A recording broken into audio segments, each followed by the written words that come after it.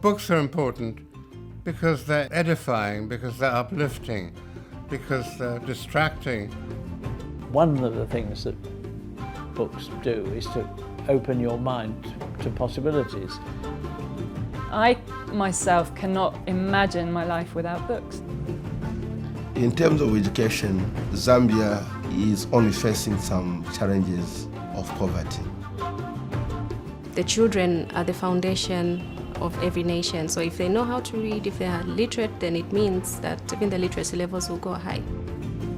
I had in my mind that I might do something of value to people.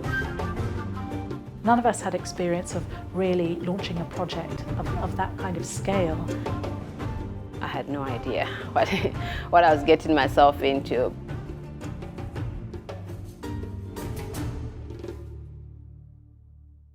Oh, you should see this. You should see when they see the bus driving in an area, children running after it. And that was my real introduction to the work, the proper, true work of the book bus.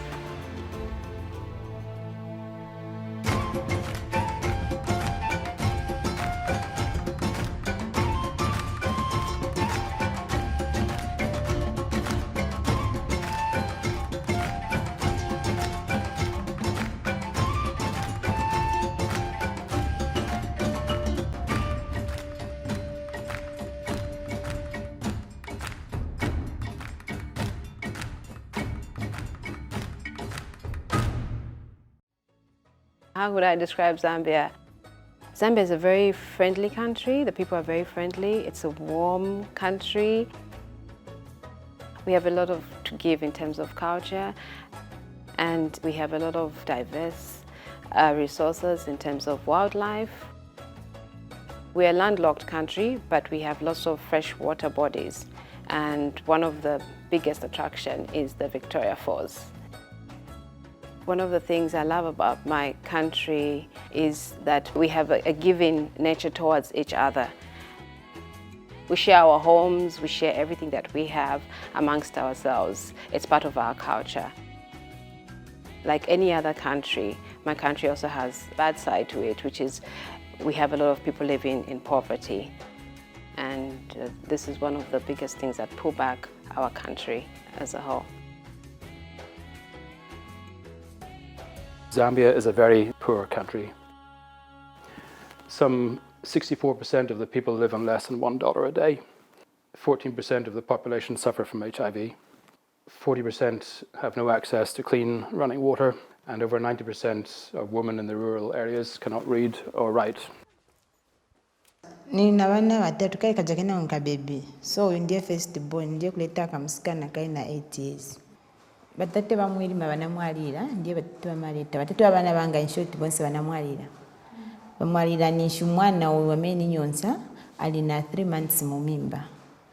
So ndiye baba bantengera ba sister nonifa kachepa mbala ati ninkale na bebe.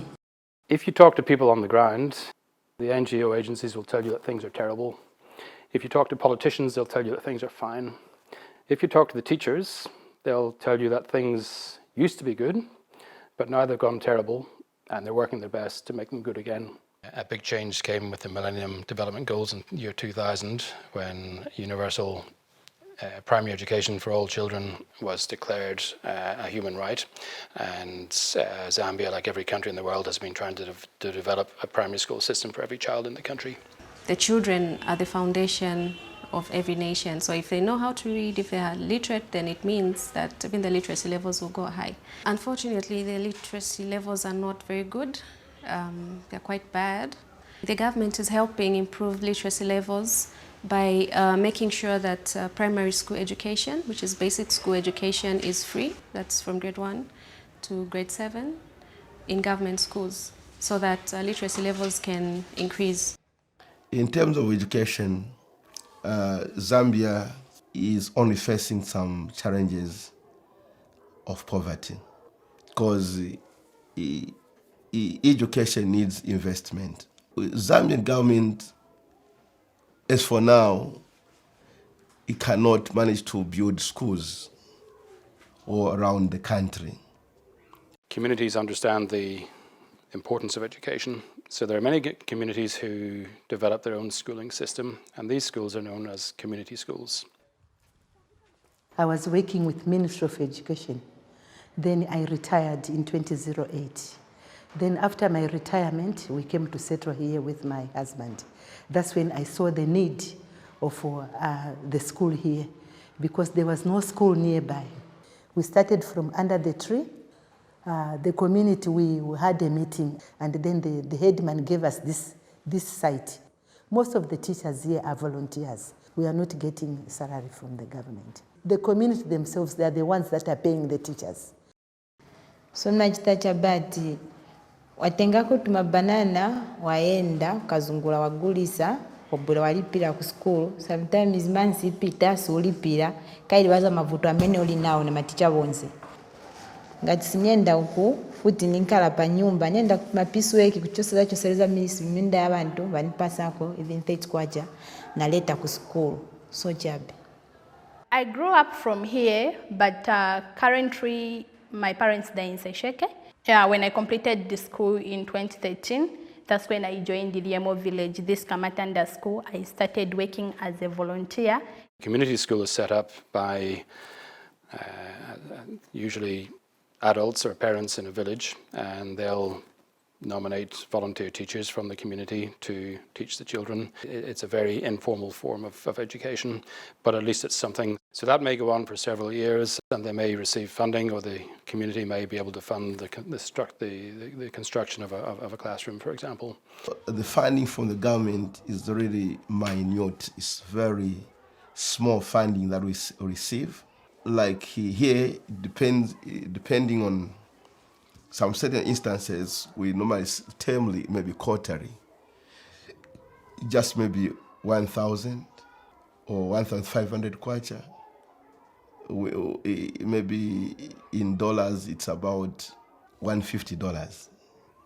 So which is very, very small in terms of running the school.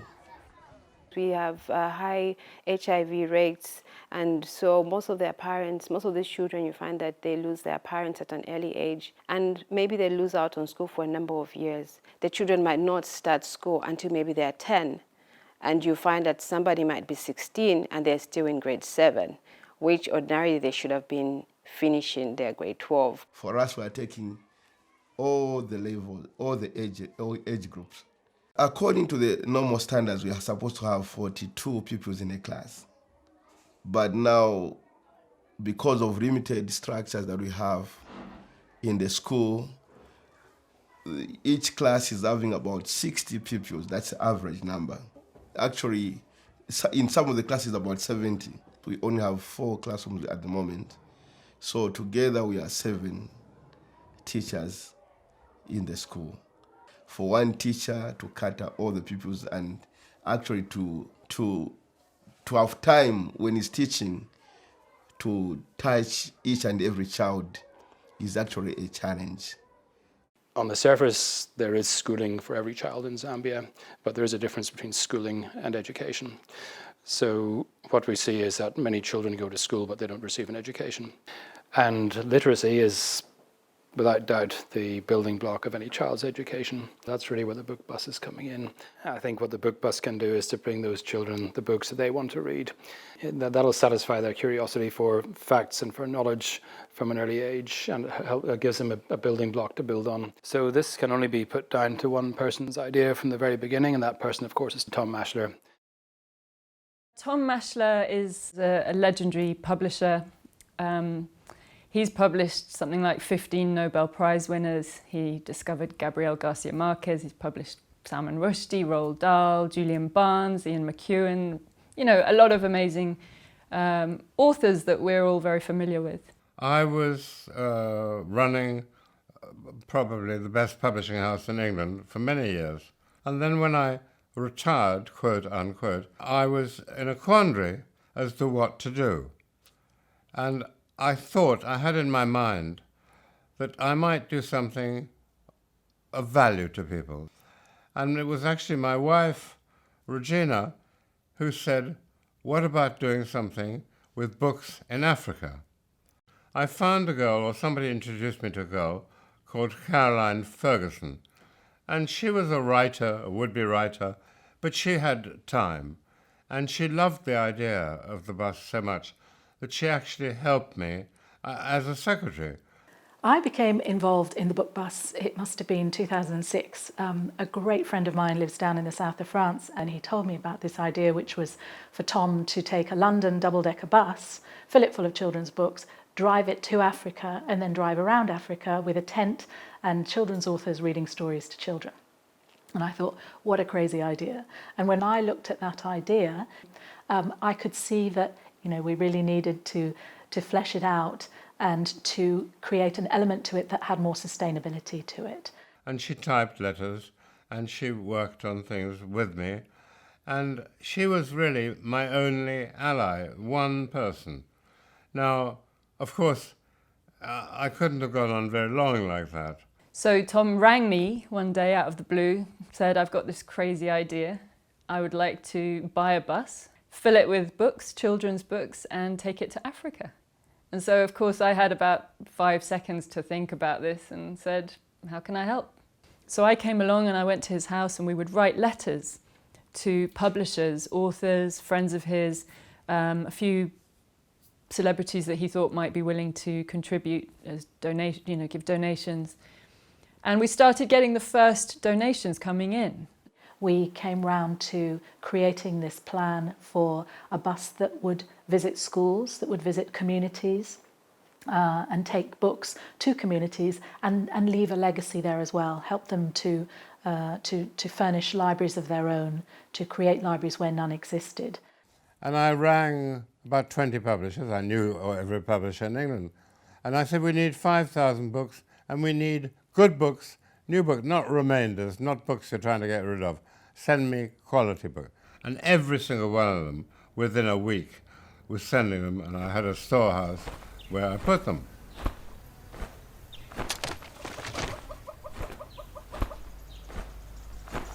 The book bus, of course, was unknown when we began.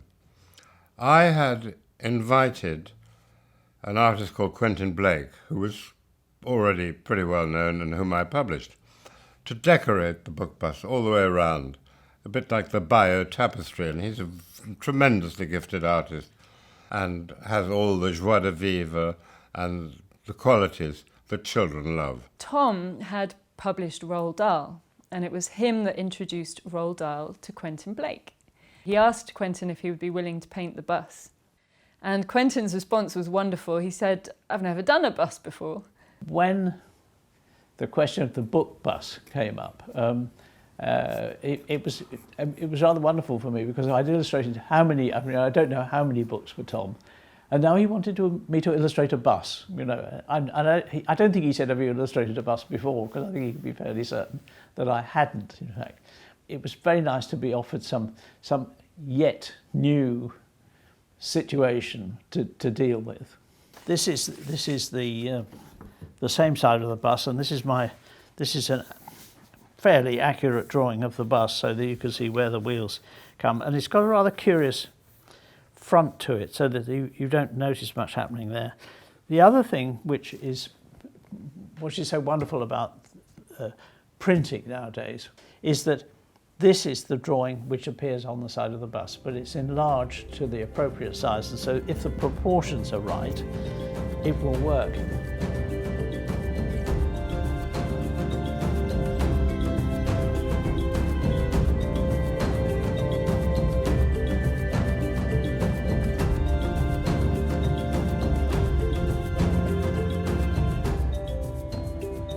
So that was the point at which Quentin's beautiful designs were applied to the bus. We'd sent him some measurements for how it would work, and he'd created these stunning designs, absolutely beautiful children and books and animals, and the bus then went off to have these applied.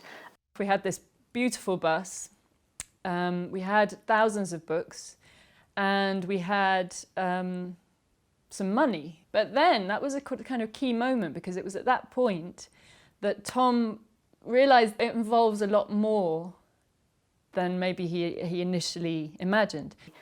We were a very amateur operation. There was me, there was Jackie, there was Tom, there was a couple of other people who Tom had roped in to help, but none of us had operational experience. And it was at that point that I thought, well, hang on, I know David Gordon and Mark Davidson, who run VentureCo. It's their expertise to run trips abroad with volunteers, community-based projects, and make it work logistically on the ground. At that time, I was an adventure travel guide. So my background is adventure travel. I used to climb mountains, explore jungles, drive trucks from Kathmandu to London, that kind of thing. So my expertise then was a mixture of working with vehicles and making logistics happen by moving things around the world.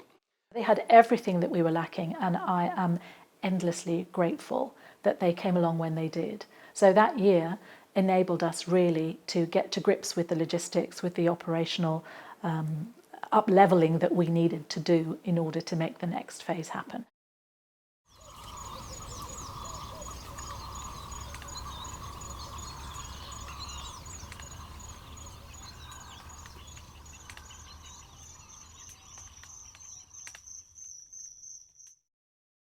So we had the Trafalgar Square launch, which was quite a fun, big event. Tom had managed to persuade the council to put the book bus right there in Trafalgar Square, which is unheard of.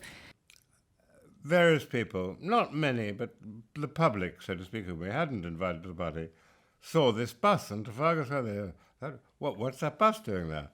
And a school teacher came up to us and said, what are you doing with this bus? And we told her that we were going to go to Africa with them. She said, can I come on board? And she saw all the books aligned, and it was a beautiful sight. She got off the bus and she looked in her handbag and she said, this almost brings tears to my eyes, she gave us a £5 note and she said, can I give you this towards your journey? So it was a great challenge to get this bus down to Africa. I didn't actually think it would make it, but we couldn't not let it go and have a bash at it. So we put it on a ship, and loading the bus on the ship, we ripped the front bumper off, and offloading it at the other end in South Africa, we pulled the back bumper off. And then there was a drive across South Africa through Namibia, Botswana, another ferry across the Zambezi, finally to Zambia. So that process took about 6 months from my first connection with the book bus to actually seeing the bus arrive on Zambian soil and ready to work with Zambian children. Quentin's drawings on the side of the bus actually tell a story. And they tell a story of a young boy who's lost a book, and he's running around the bus and he's asking all of the animals of the forest and of the jungle where his book is. This is one side of the African bus. I've had to design something, the people are going in the direction of the bus, so there's a drawing which appears to be going the other way on the other side. The thing is to get the books around here and there, and so that's an obliging elephant which is holding one of them, and that's a little bit of a hazard. He's dropped his, whether he'll ever get it back from that crocodile is a question, isn't it? I've just wanted that decorative element in it as well, so that we get a little sequence, and also not decorative in one way, but also little things happening all the time, I think, which so there is something, you can see the bus, and then you can see, oh, he's dropped his book, so I don't know if she's got up there with it. So there are little things, in a sense, it's illustration in that way, that there are things to read in it.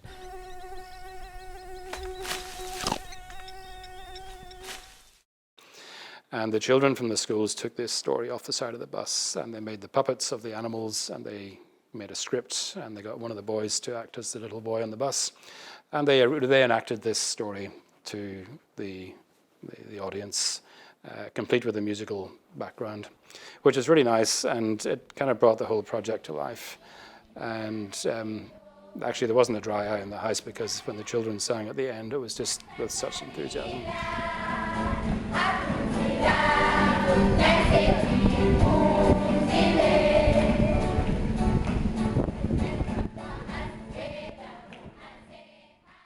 Another thing that happened in those early-ish days was that we discovered that the original bus, which is a Leyland Tiger, beautiful as it is, wasn't really ideal for the African roads, for the terrain and the potholes. The bus really wasn't suitable for African roads, but the books were very suitable for African children, so we just had to make it happen. But we had a very good driver from Zimbabwe, and he got that bus into places that you just wouldn't believe.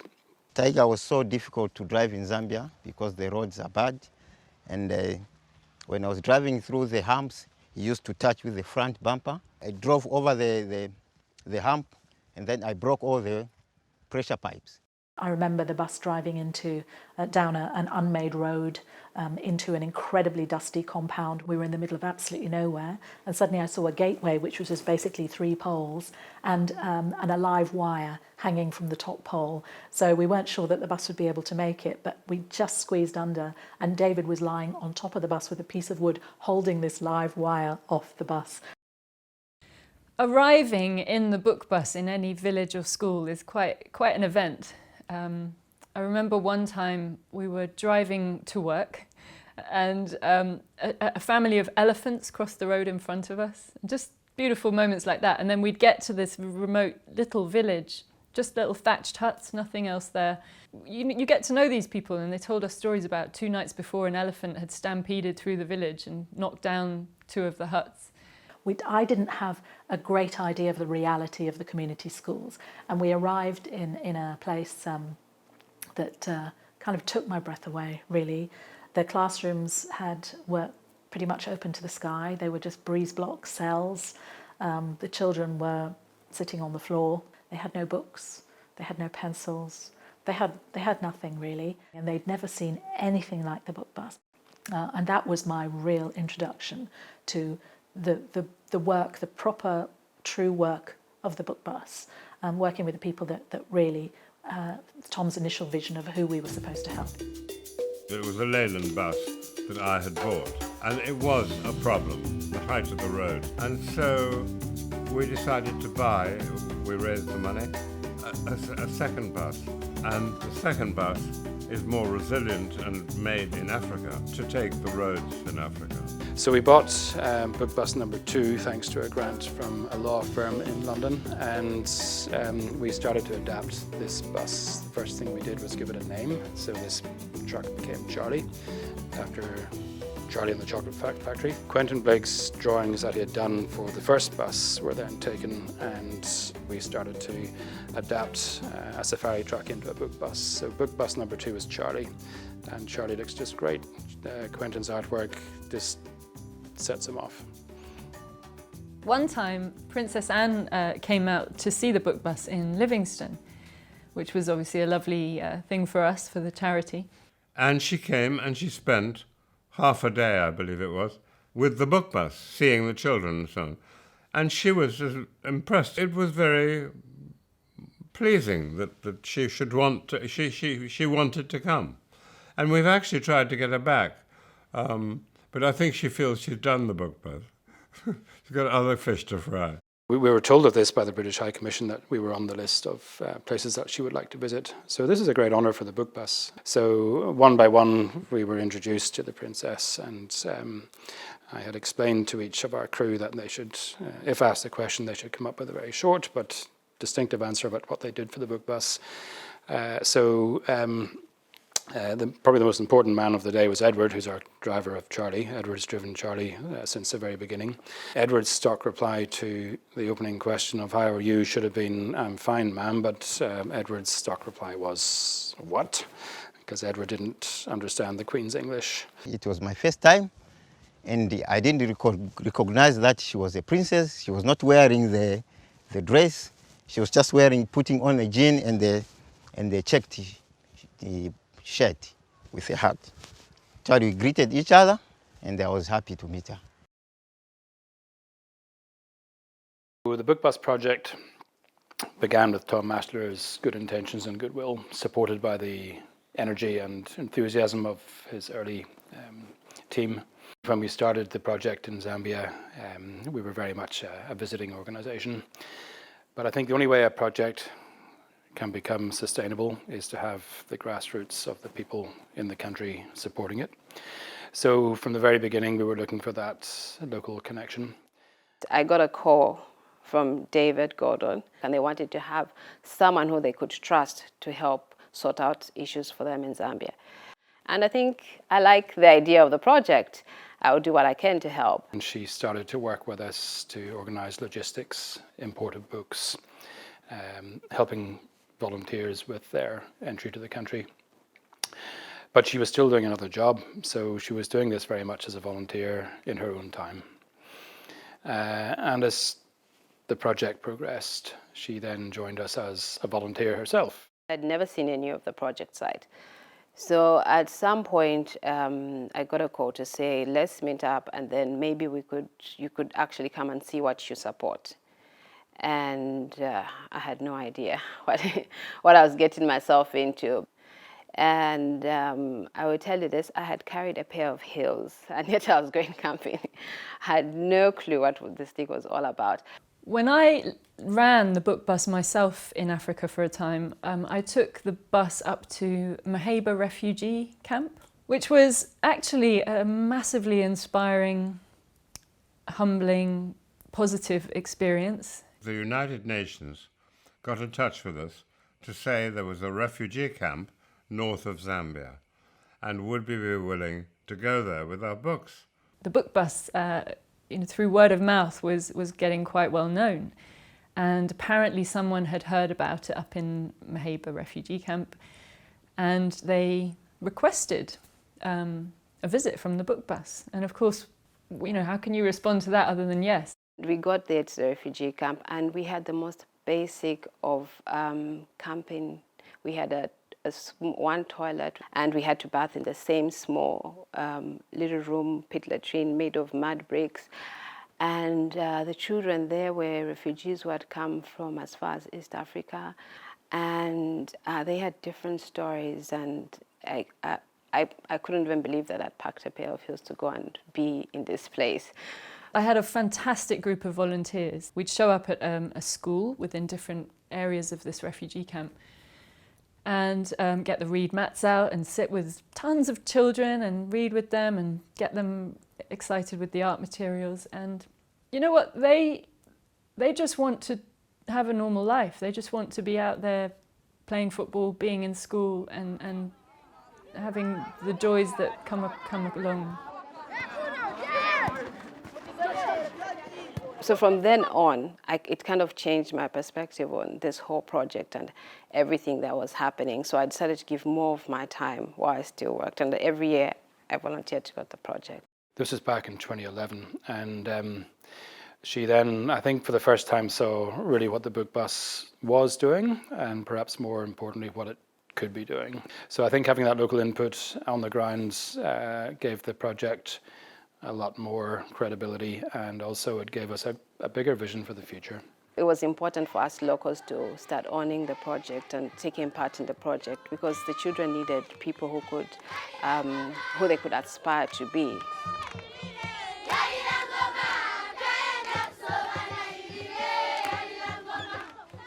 The book bus team is a big but small project. We're big because we have a wide coverage in Zambia. We're spread out in 3 different locations, and we work with a lot of children.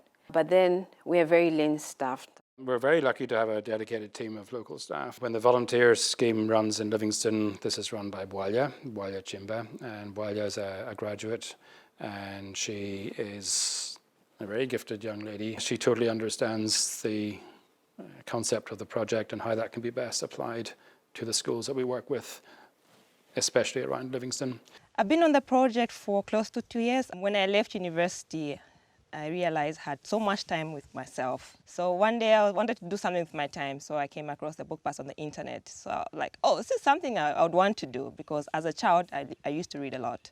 We've got Edward, who drives Charlie, and Edward is a quiet man, but he is actually very well read, and he works very well with the children in the Livingston area. We have Raj, who is our driver and logistics person. He works from Kitwe, and as well as stretches out to Livingston and in Fue. I work as a driver, also as a reading mentor. I read with children as well. I've been working with the book bus for the past 3 years. I was attracted to the book bus because I know what is the importance of reading and also the importance of children to know how to read and write as well.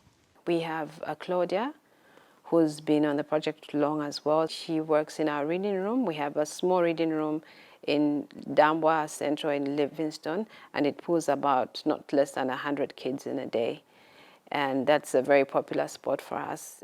I've been working with the book bus for 7 years. The 4 years I worked as a volunteer with the mobile library. Then in 2014, I became a permanent worker here in the reading room. I was given an opportunity to manage this place. And from that time, I've been managing it together with my colleagues and my brother James.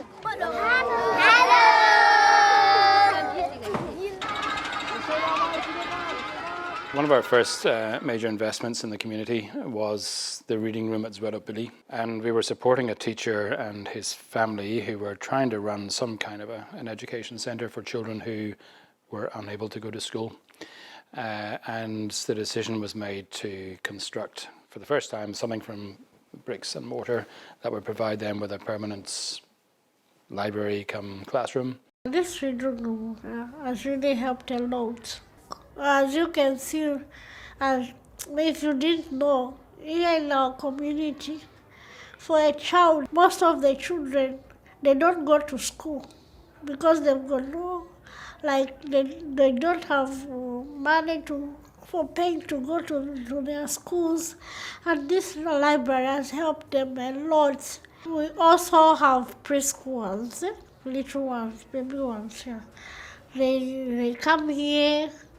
They learn even before they go to their schools where they can afford to pay.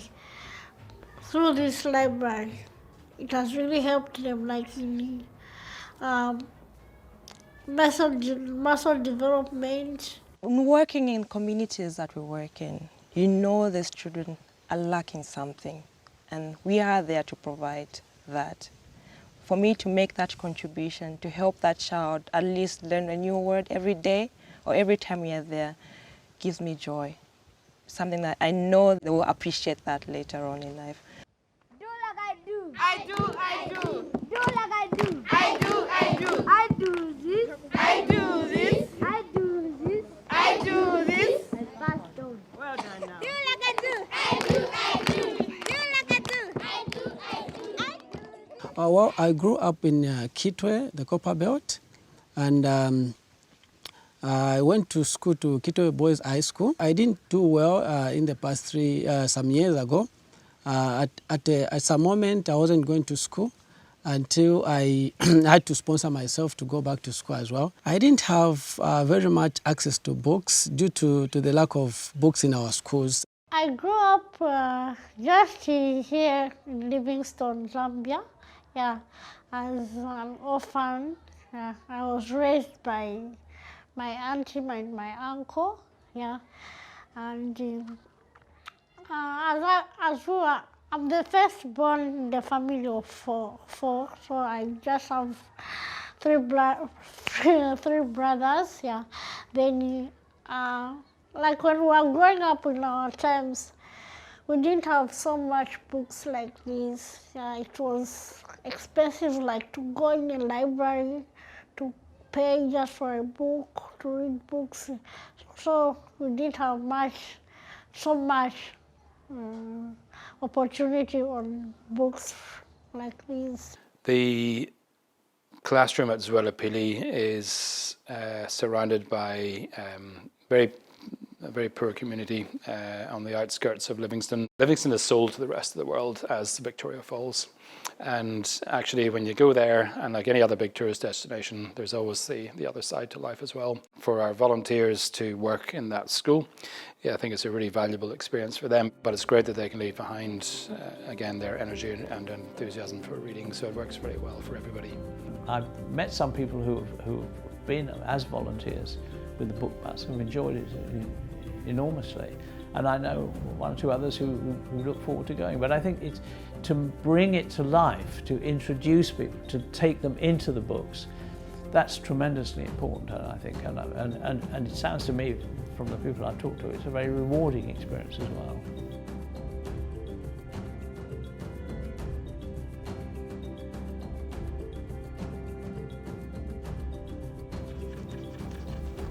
We have diverse people coming onto the project from different walks of life, different professions, because we have different strengths and different abilities. So we encourage volunteers to come on the project to offer whatever they have, different skills we have. I decided at the beginning of this year that I really wanted a challenge. I'm very fond of Africa and feel quite a connection with it with having lived here.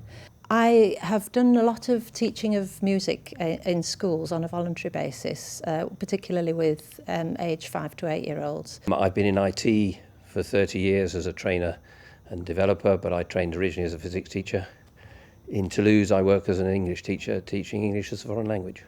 And one of the things I found personally very satisfying when I went out to Zambia was that each person, they developed their own way of teaching the kids. And they're completely different, one to another. They kind of find a way of communicating that isn't just reading the text of the book. And I find that very intriguing. I've done quite a lot of voluntary work. I worked for a voluntary organisation for 12 years, setting up community projects for people who were vulnerable, elderly, who had disabilities. I actually work for a charity called PAMIS, which is based at the University of Dundee. It stands for Promoting a More Inclusive Society.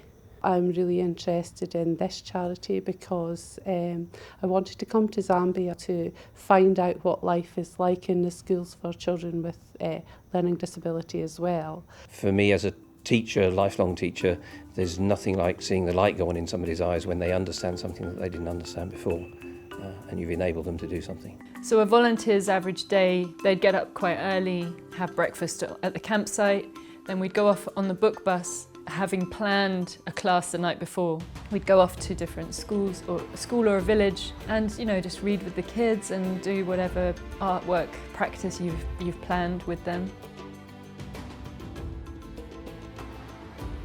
This is the story that we're going to be doing, The Lion Who Wanted to Love.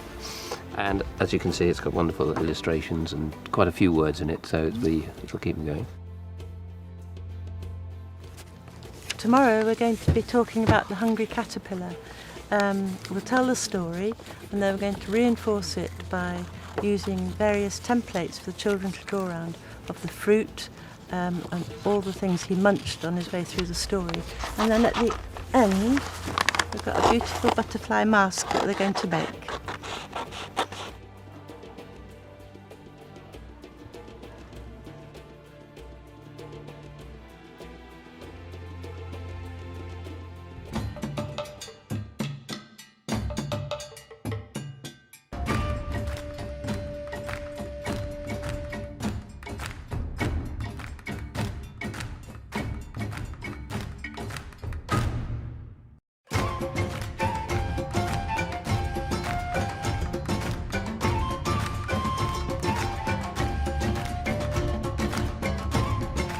Oh, you should see this. You should see when they see the bus driving in an area, children running after it. And it's just amazing to see that happy face on the child because there's something great's coming to the area.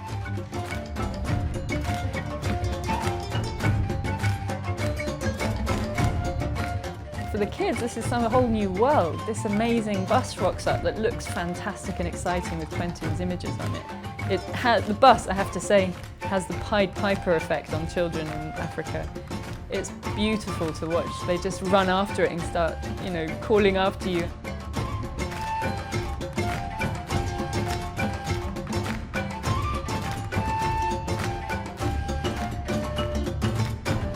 When children see the bus, it's something that you can't describe. They're so excited. They're jumping, they're running after the bus, they're screaming, they have names for the bus in the local language. They sing all sorts of things, and you don't even have to go into the community and announce. They will just see you drive through the community and they'll come, they know where the bus parks.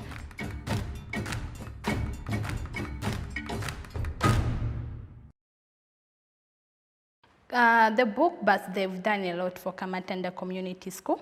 Like here where we are, it's in a village. There are other villages outside there. There are other pupils who don't like coming to school. But because of book bus, Like the way they come, they play with the children, they read, and because of that, it's more like they are sensitizing other pupils who are outside who don't like coming to school. Children, they also feel good when they see people coming in. They're able to learn different cultures, even the accents, and there are a lot of things that they get excited and they concentrate when they see that people are coming in from different areas to support them.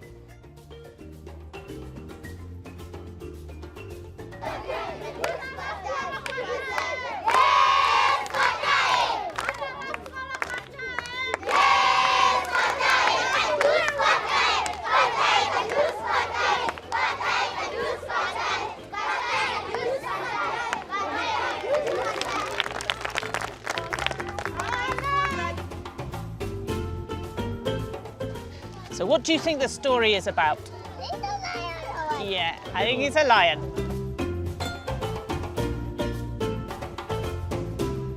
Deep in the African heartland, way out on the hot sunny plains, lived a small lion who didn't fit in.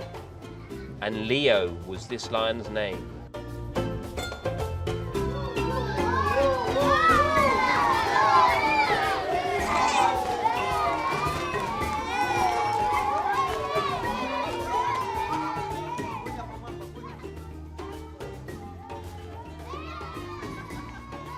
On Friday, he ate through 5 oranges.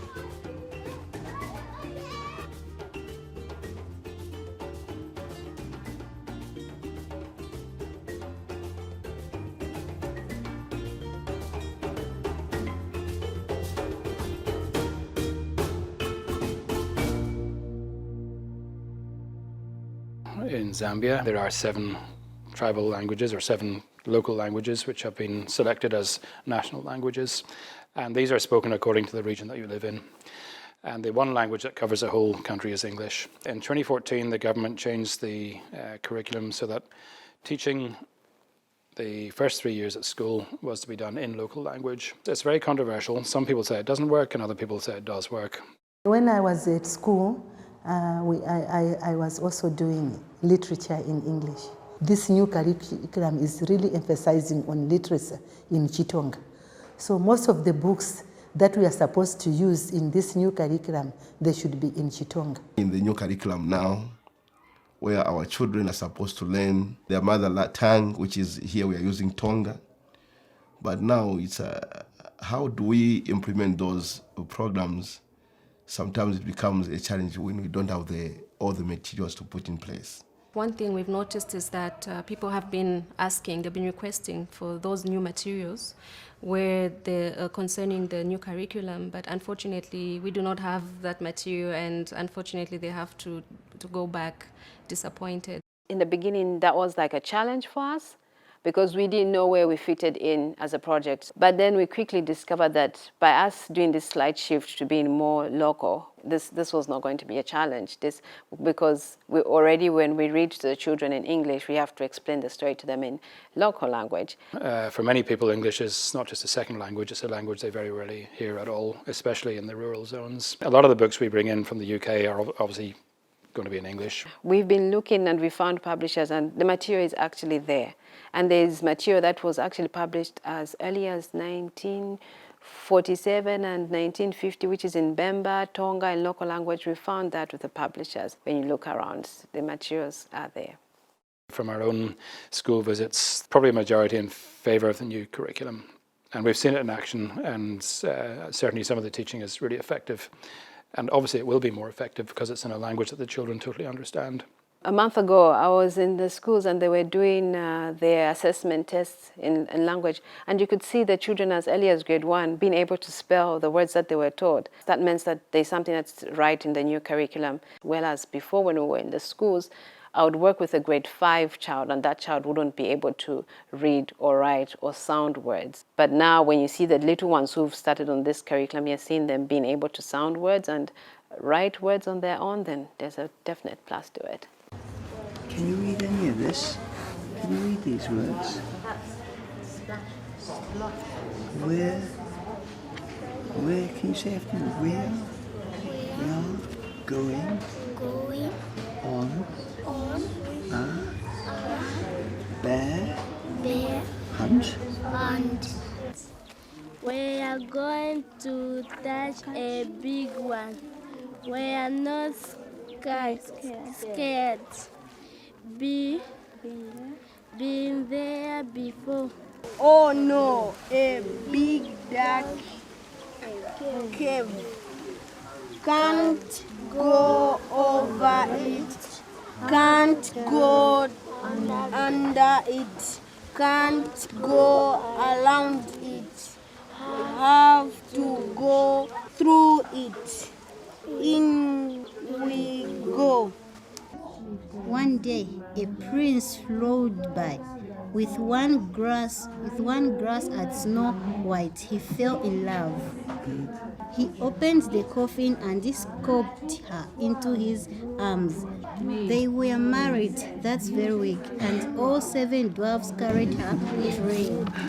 That's the end of the story. Very good. You read that beautifully. Thank you. Very good indeed. And you love the story, do you? Yeah, I like it. Do you?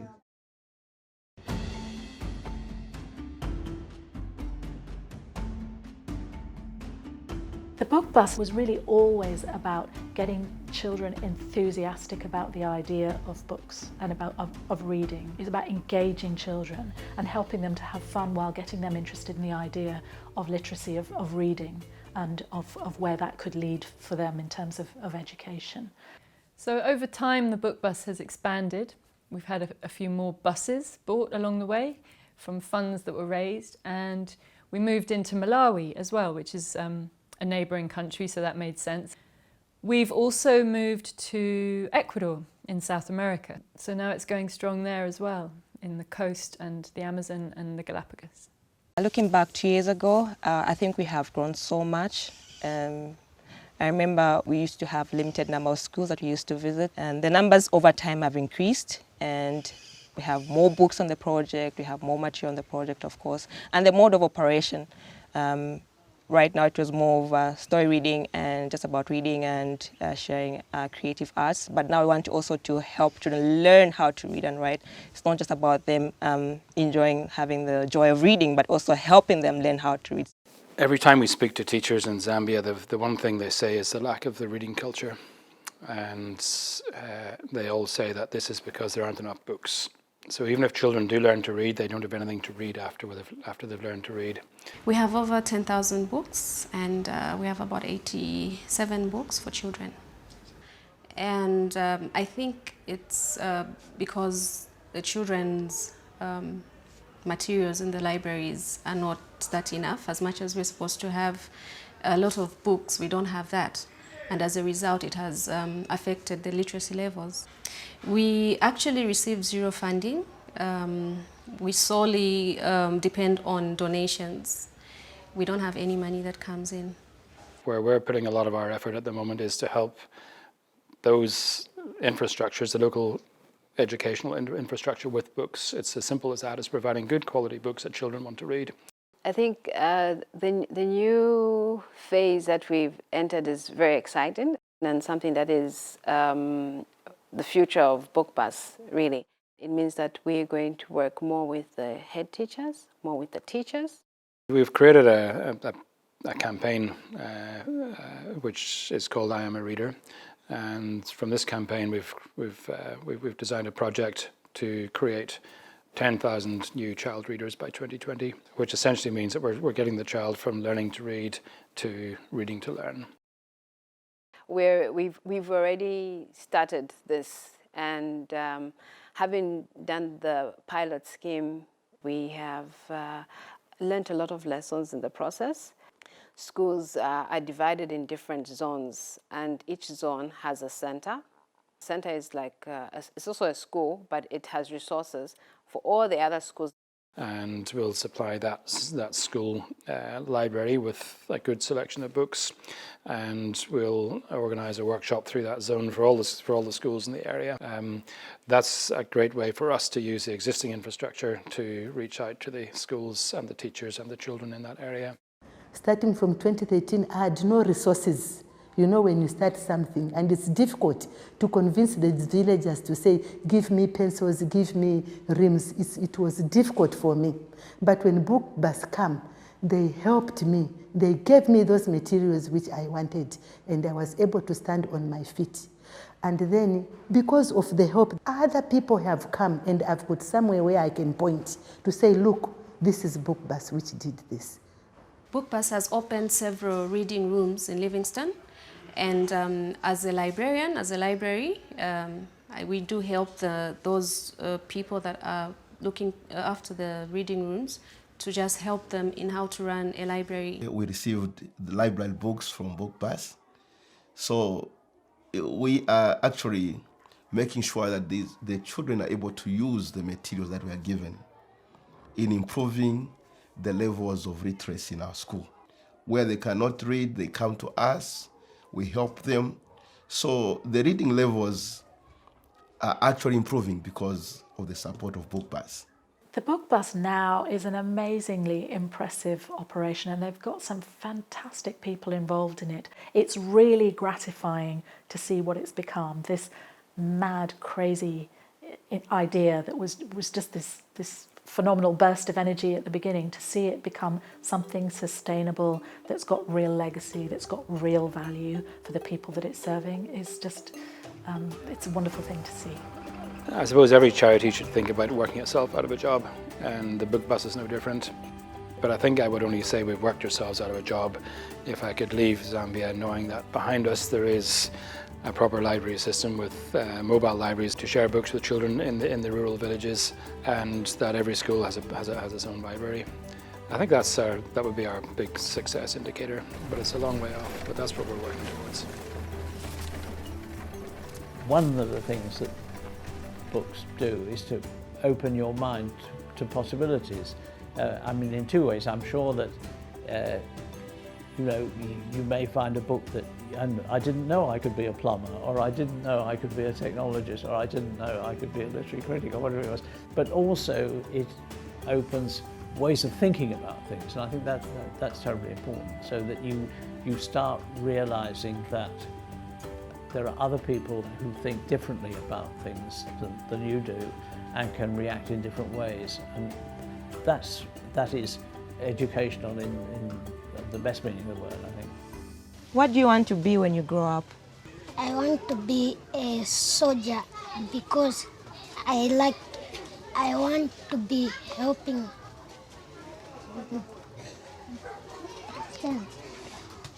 people. You want to be helping people? I want to become a lawyer, maintain peace in my community. None of us have opportunities in adult life unless we're able to read, really. And for a lot of people around the world, they just don't have access to books and have access to learning. Books and reading open up a whole world of education, entertainment. I have no idea what my life would have been like if I'd never learnt to read. Here there's even more need, especially for reading and books in general. What's your favorite book? I like science book because it helps me knowing more about the body, the plants, animals. I like history books. Yeah, it helps me to know more about what happened in the past. Reading, if the child is able to read, is the source of all knowledge, because there's no child who can get mathematics without knowing how to read the numbers. Even when they actually get involved in doing business, they cannot change money, they cannot do business, they cannot be employed if they don't know how to read. So reading is fundamental for me. It opens the future for a child, because when he's able to read, he's able to interact with the society, he's able to communicate in writing, and is able to communicate to people by reading the concept that is given. Nimamuuza sibeta waendako ku school so that wazivako vili vonsa mina mapumisa ku school, because in my wako sinapunzire ku school, so at least wenga tuzapunzira school ukasiza school uzasunga ino kusunga bafana bako. I myself cannot imagine my life without books. Books have been a massive feature in my own life. to me, they let your imagination fly. They let you, get close to the greats of history and learn things that you would never otherwise have access to knowing about. What is your favorite book? Okay. Yes, Eugene? That got a boat. Dad Got a Boat. Yes. What do you like about this book? I like because it's beautiful. It's very beautiful, lovely. When you actually see BookBus in action, you realise the valuable service it is. For example, when you see the children coming running down the road behind BookBus, I think nothing can really prepare you for the emotional impact of that. What do you enjoy most about the BookBus? What I enjoy most about the BookBus because it's calm and it's really a nice place where you can read from.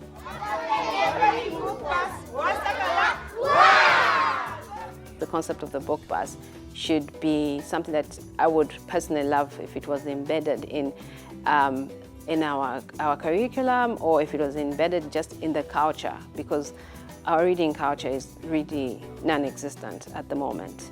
And I would be happy if we, from this project, if we're able to boost the reading culture, if we're able to bring out the importance of reading, of knowing how to read and just appreciate reading. And since the book bus started, we've covered more miles than it takes to get to the moon and back. We've delivered over 100,000 books to a similar number of children.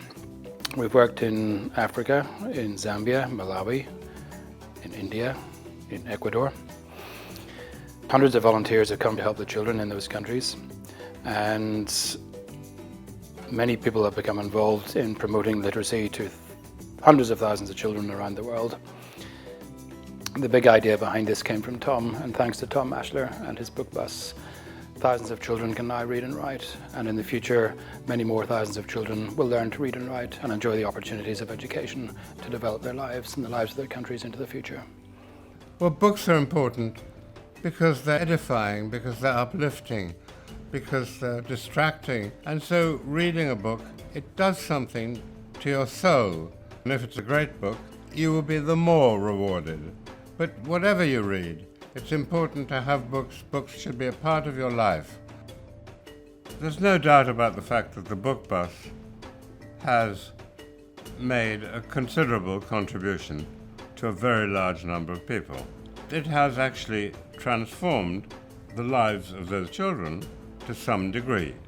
It is doing a wonderful job, and my hope is that it will go on doing the same job, and the book bus is there for anybody who wants to participate, either by becoming a volunteer and going out there, or whatever they have in their heads.